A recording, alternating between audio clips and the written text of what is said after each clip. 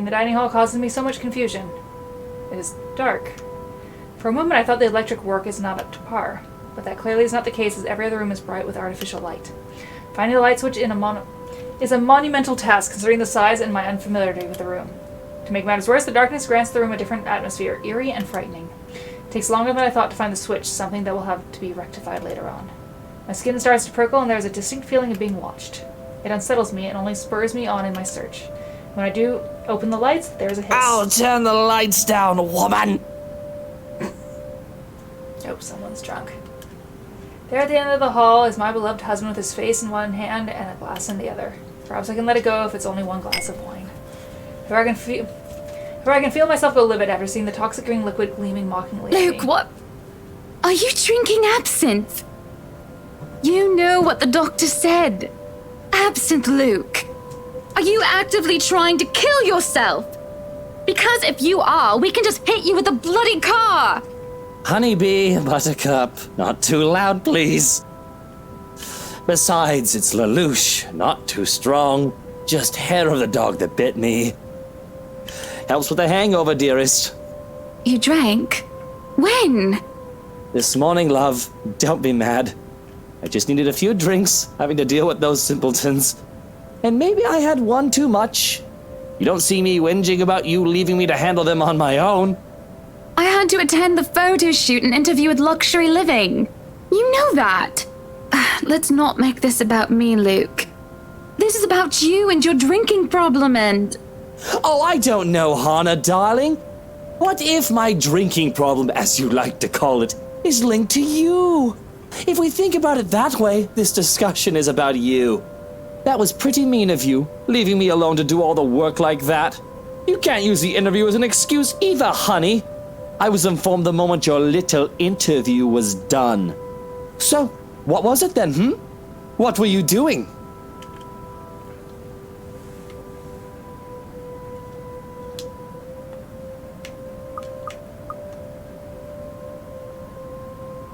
I was talking with Zachary, the photographer for Luxury Living. I have no reason to tell lies. It's not like I'm guilty of anything. But as those expression turns, he makes me feel like I actually am to blame for something. He has a way of making me laid bare with just a look. That really had struck me when we first met. That giant Negro? You were having a secret meeting behind my back and it was with him? What are you implying? I'm implying nothing. I'm just worried. You know better than to trust those media types, Buttercup. He must have been really friendly to occupy your time like that. But all he's looking for is his next big headline. He's a photographer for an interior design magazine.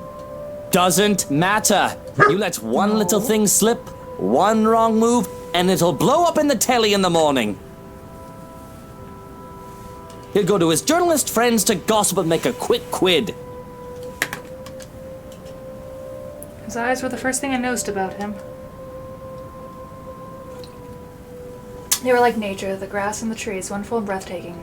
Now as I look at him, they're nothing but the shade of green as the bloody damn drink in his hand. He was a perfect gentleman, Luke. I can't say the same for you as of recent. Excuse me again? We're talking about you, Hannah. No, I am pretty sure we were talking about you and your drinking problem, Luke, right? Hangover forgotten during the course of this whole spat, the man jumps to his feet and sees. It looks like he's barely stopping himself from throwing the nearest thing he can find. It is not a problem. I can stop whenever I want. It's a problem. And even if it was, I think you can very well stay out of it, as it only affects my own kidneys or liver or whatever the bloody hell that shite pollutes. Just make sure you have a good life insurance on this guy. Whatever aftermath that occurs because of your little chit-chat with the Negro affects the both of us, however. Look, Luke, nothing will happen. You have to relax. It was just a friendly chat. Well, now I think I'm getting jealous. Or I would be if it weren't for this damn headache.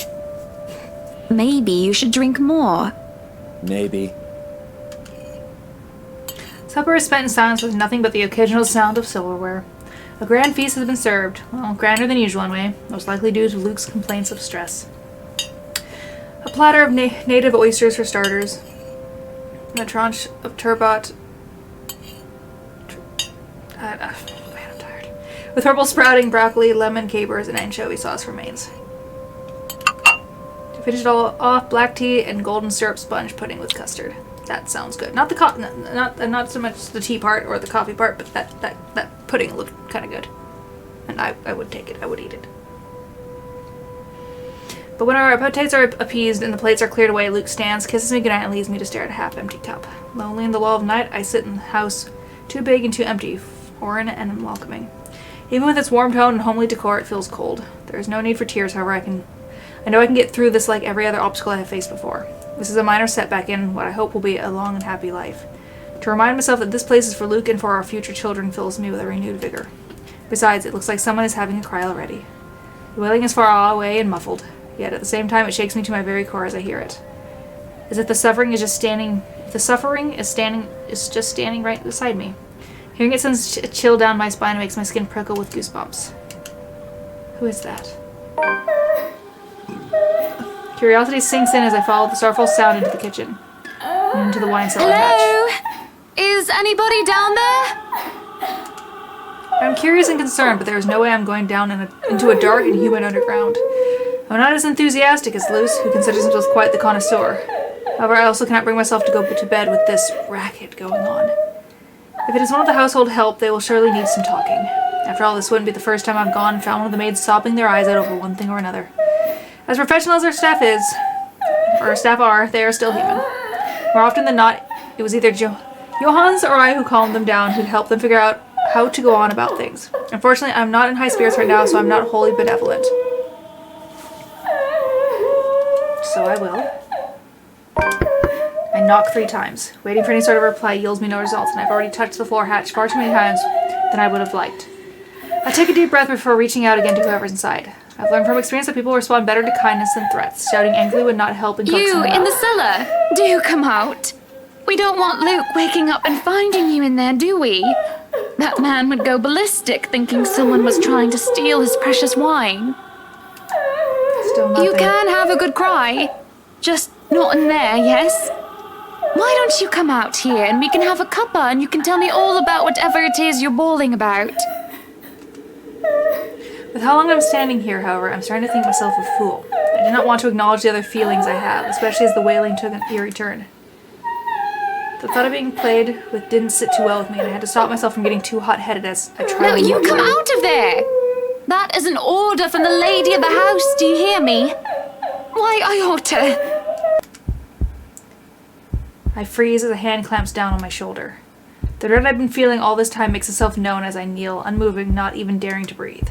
I can feel my heart pounding against my chest, but the touch is gone as quickly as it had seized me.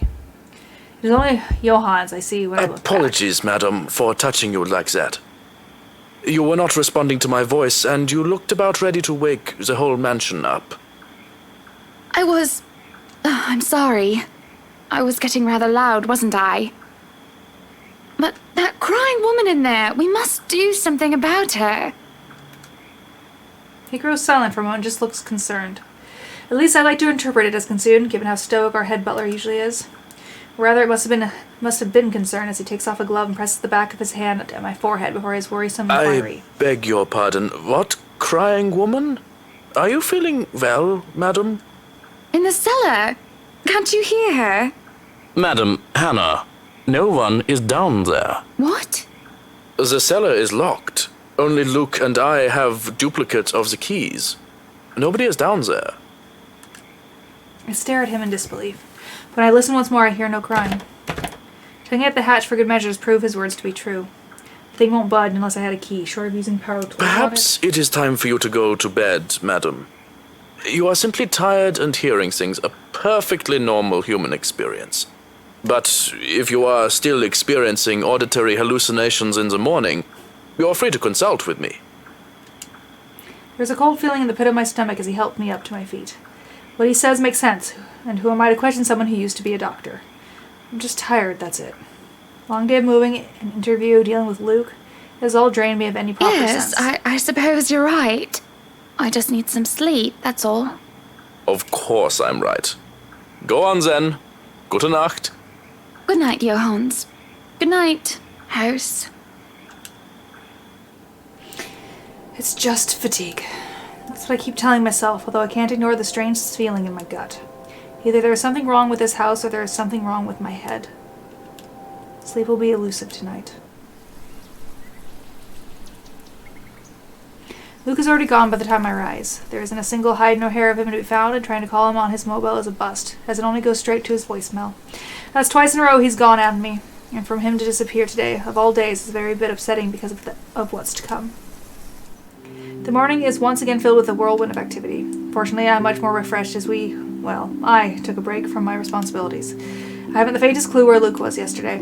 Today is going to be a busy day, although unlike Wednesday, the master of the house isn't here right now, absence once again from his duties.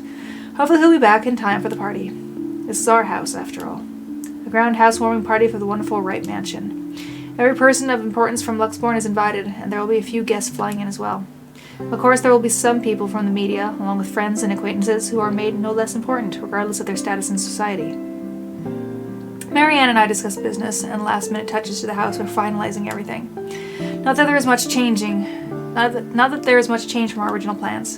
For any huge additions to the property itself, the mansion is nearly 100% complete. You have certainly exceeded expectations, Marianne. Everything looks so marvelous, and in such a short time, too. Well, I can't take all of the credit. People have certainly been enthusiastic about the idea of working on the Wright mansion. There won't be any more problems unless Mr. Wright has any more objections about the second bedroom. Luke and I had a small tip about making the second bedroom into a child's playroom, which I insisted is completely practical. And in the end, he had to acquiesce. I didn't give him any choice in the matter. I even bought this wonderful wooden crib from the antique store yesterday, including some toys, just in case anyone brings their baby, of course. Besides, we have a little need for actual guest rooms. We hardly have guests who spend the night. If we absolutely have to, we often choose to foot the bill for their visit in one of our hotels instead, always at Luke's own insistence. And on an off chance that we actually let someone stay, the bedroom in the opposite wing is still... Oh, no. We proceed with that room as planned. I already agreed to him having his greenhouse and his vineyard and his stables. He may as well let me have this one thing. No, I did not agree to him having a helipad. All right, then. Well, do we have any other concerns? Anything we need to put on our agenda before the party commences? No, I don't think so. Not unless Luke has anything else to say. Is he around, then? It'd be best if we can note down his request right away, considering the scope of his usual ones. Around? No. Where is he? Who knows where? No, he's not around. She didn't have to point out the obvious now, did she? After 7 long years, I'd already gotten used to him. I should by now. Still not, apparently. But don't you have a party? I want nothing more than to complain, to whine about how unfair this is. Over airing out one's dirty laundry is simply taboo among high society. I do so will make you a ripe target for the next dinner party chit-chat. Vultures, the lot of them, really. Or most of them, at least. They're always good ones like Rochelle. But put your trust in the wrong person, you'll find yourself eagerly picked apart. Yes. But Luke's just being a sweetie, you see. That friend he's visiting. He's having marital problems and he's just trying to cheer him up. Perhaps I'm being a bit too harsh, a bit too hot-headed in divulging details, but I thought myself clever with the plan to dress up as gossip. Marianne's raised brow made me unsure whether she is interested or not. Although that does make things better if she has no interest and therefore has no hidden intent to utilize whatever I might say. They've been married for a long time and they've hit a... how do they say it? A rough patch. His wife has a drinking problem and can be very neglectful. The poor thing really does his best to be a good husband. But it's never enough for her. Sometimes I think it's the years. Maybe it's been so long that they've lost that romantic spark. What do you think? You were asking for my personal opinion on the matter, ma'am? Do you want me to be honest, or...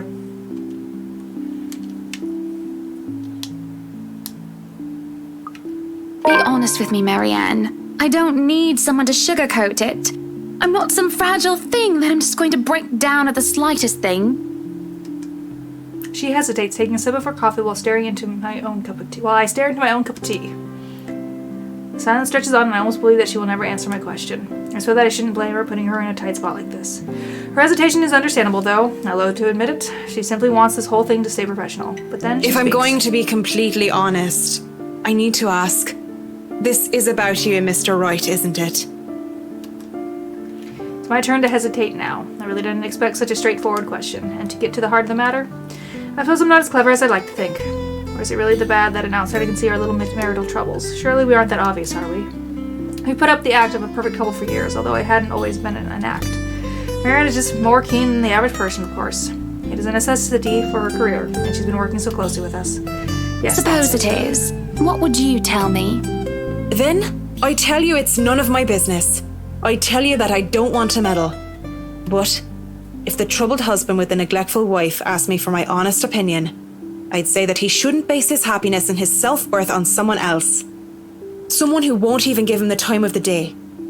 Maybe he should try being independent for a while. See what it's like when he isn't trying to please someone else and doing things for himself. Everyone's supposed to be their own man or woman, right? A bit of breathing room never hurt anyone. That's just my 2 pence worth, of course. So you're saying they should divorce? Nothing as drastic as that. If they're afraid that it might lead to just that, then maybe that is what's meant to happen in the first place. We shouldn't let our fear control our lives. But it's just a short hiatus is all. Or, couples therapy? Look, I'm really not the best person to ask about relationships. So grain of salt and all that. She trails off, having said her piece, and leaves nothing but the smell of coffee and Earl Grey between us. There's a calm despite the nature of what has just been discussed. To say that her words make me start to think it's understatement. To say that I'm not considering her advice is a lie. And to say that might just be the calm before the storm is a possibility. Others have had shorter marriages, yes, but plenty have celebrated long and happy ones as well. My own parents celebrated their choral anniversary before they passed away. But 7 years. 7 years isn't a whole lot in the grand scheme of things. I was married for 10 months, so I don't.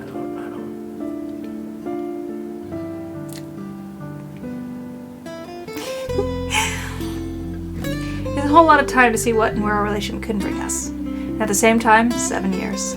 Well, it hasn't been entirely made up of unhappy years, has it? It won't last forever. It's not supposed to, anyway. I just dread the thought that it might last for a very long time. I dread the thought that these small spats, these disagreements will turn into an all-out resentment. The idea that we will grow to hate each other with every fiber of our being scares me. I can't even pinpoint the exact moment when our blissful union turns sour. We can get through this, right? I know that I still do love him, and I feel that there is still a part of me that loves of him that loves me in return. We just need to get our heads together and talk it out. Surely he will see some sense. There's a cop before Marianne clears her throat. I must have been quiet for so long and moved to apologize when she stands up. We both end up on our feet, unsure of how to proceed. Some sort of awkward shuffle occurs as we decide whether to sit down I really should handle what's left of the work. You won't be attending the party? Oh, you really must, Marianne. I'll try to stay and chat. Maybe grab a few bites and a drink, but I can't be around for the entirety of the event. My apologies. Busy, busy, busy.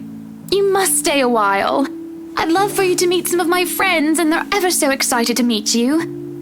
You need to say hello to the Lees, at least. If it wasn't for them, I'd never even heard of you. We'll see.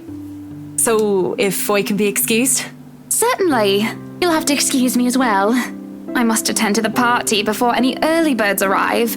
Because, believe me, they will throw a fuss if things aren't ready, even when they're not supposed to be here until an hour later.